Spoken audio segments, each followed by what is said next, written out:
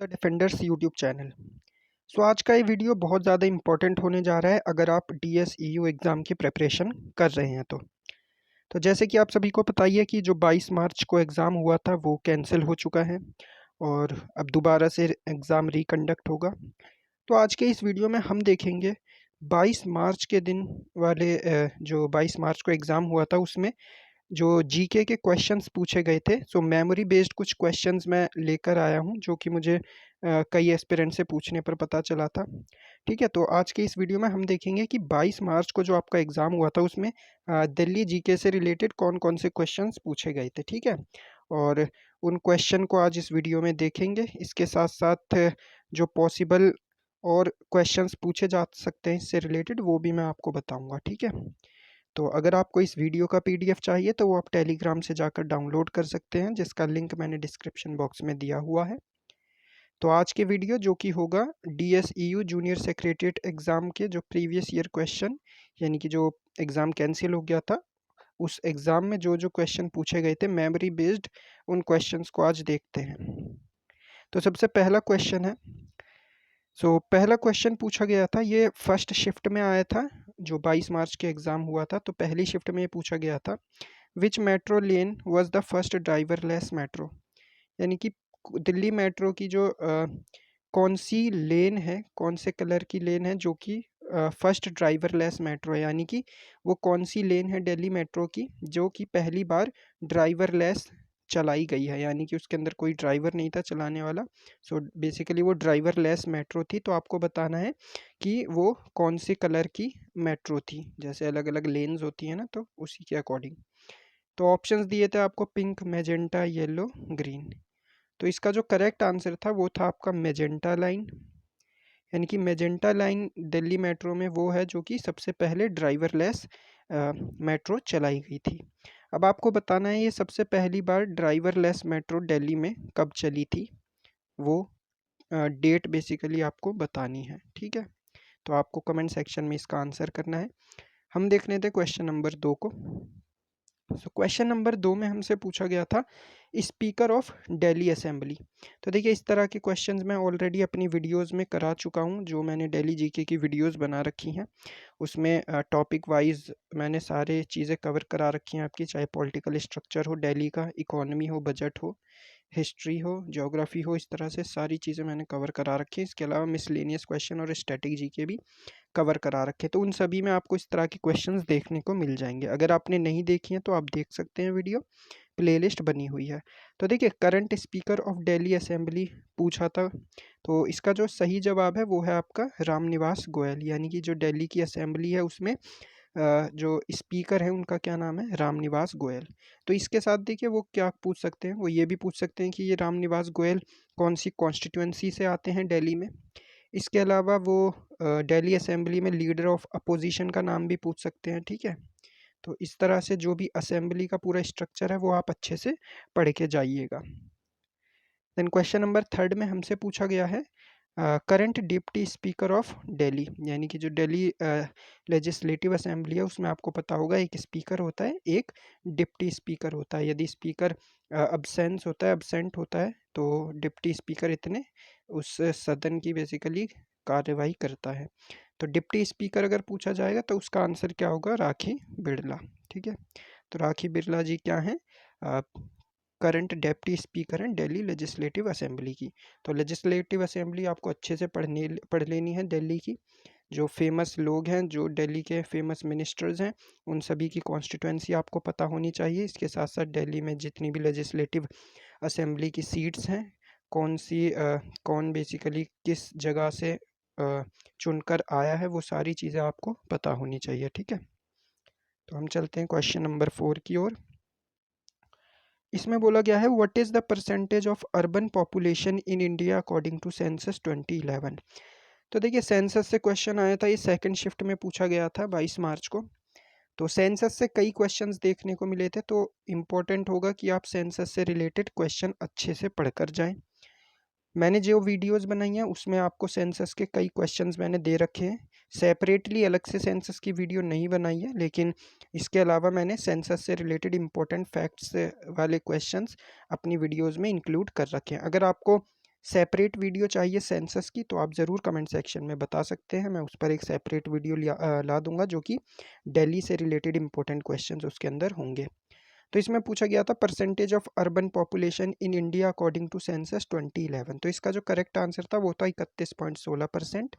हालांकि अब ये बढ़ चुका है, 2020 में ये लगभग आई थिंक 34% के आसपास हो चुका है। ठीक है, लगभग इतना ही है। तो ये धीरे धीरे अब जो नई जनगणना होगी, सेंसस होगी, उसमें ये सारी चीज़ें चेंज हो जाएंगी। ठीक, लेकिन अभी जब तक एग्ज़ाम अपना आने वाला है तो तब तक तो आपको 2011 की सेंसस को ही लेकर चलना पड़ेगा।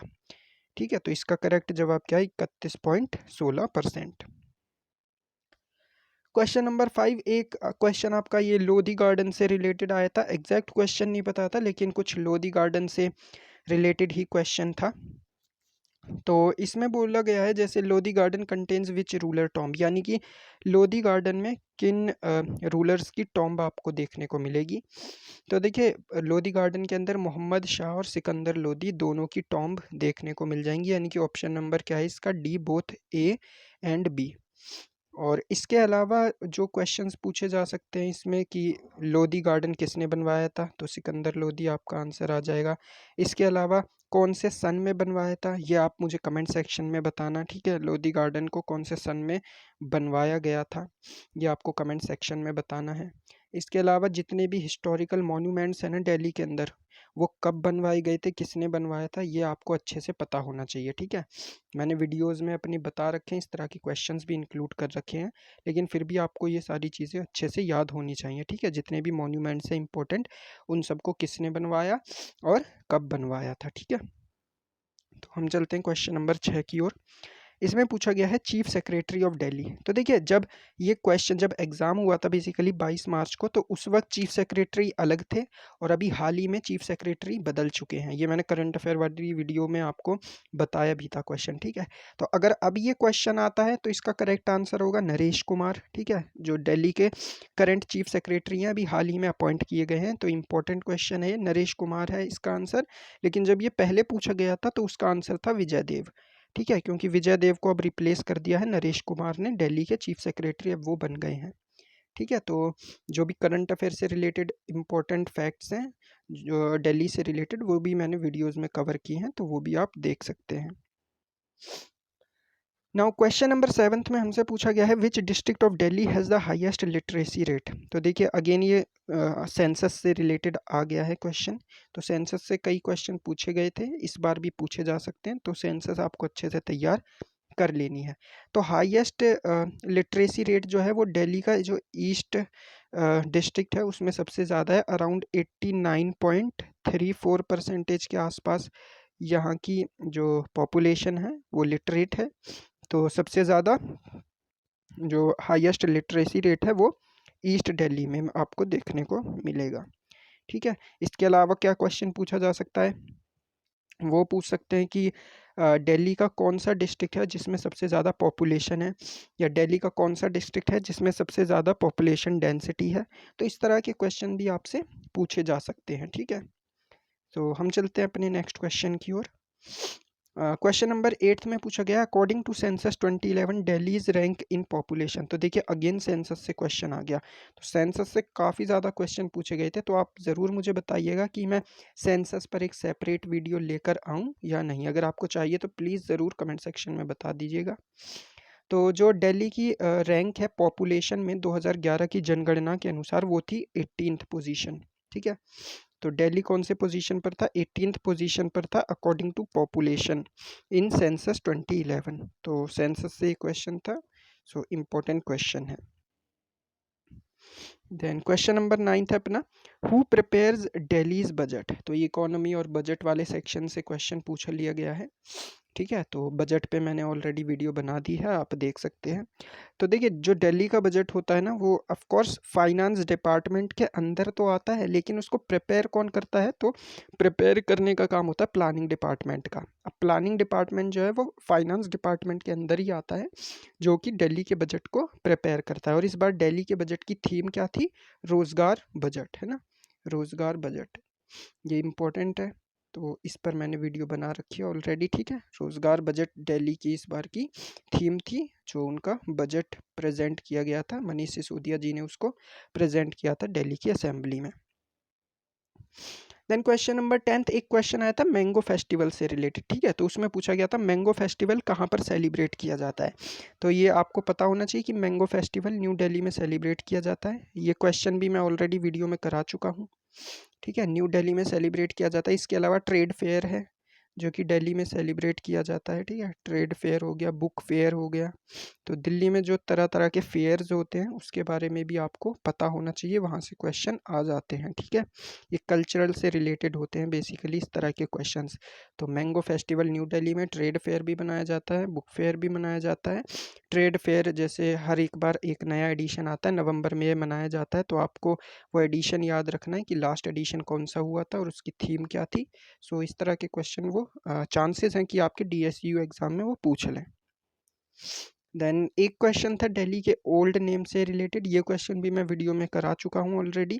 तो दिल्ली का जो ओल्ड नेम था वो इंद्रप्रस्थ भी कई जगह आपको मिल जाएगा और खांडव प्रस्थ भी मिल जाएगा, ठीक है। इंद्रप्रस्थ या फिर खांडव प्रस्थ भी मिल जाएगा। तो आपको ऑप्शन में एक ही दिया जाएगा, जो भी ऑप्शन में हो आप उसको टिक कर सकते हैं, या तो इंद्रप्रस्थ होगा या फिर खांडव प्रस्थ होगा। तो ये दिल्ली का क्या है, ओल्ड नेम हो जाएगा।